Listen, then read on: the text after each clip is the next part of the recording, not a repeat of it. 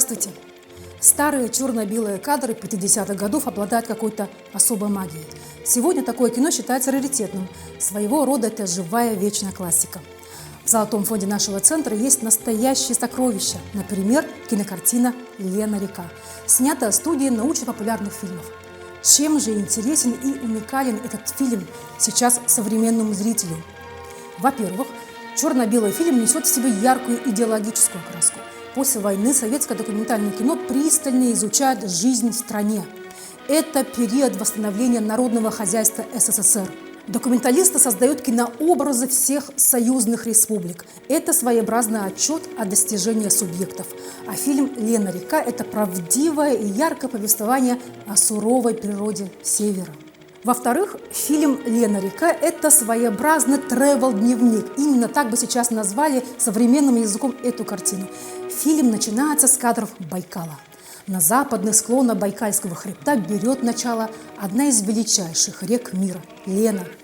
4400 километров пробегут ее воды по востоку Сибири, и далеко за полярным кругом вольются они в холодное море Лаптевых.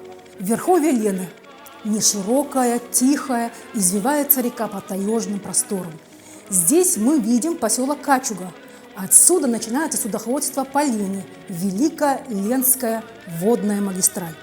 В самые отдаленные районы Восточной Сибири, Якутии и Крайнего Севера направляются эти многочисленные грузы.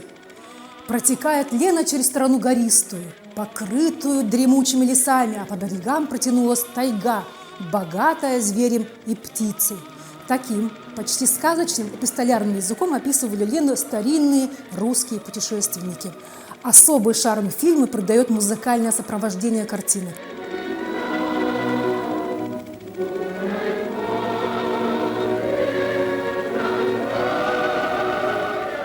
А это один из старейших городов на Лене – Киренск. Еще в начале 17 века здесь проходили первые русские землепроходцы и мореходы – Хабаров, Дежнев, Атласов и Беринг. А это Алекнинск – центр богатого земледельческого района Якутской автономной республики.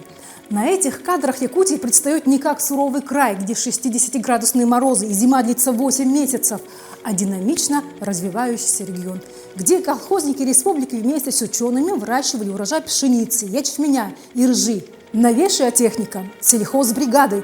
Фильм демонстрировал только лучшие высокие показатели.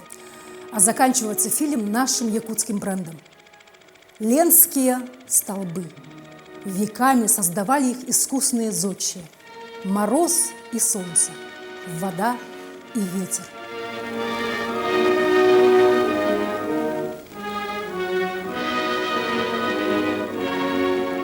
Во время показа этого фильма зрители путешествовали по реке Лена, наслаждаясь красотой якутской природы.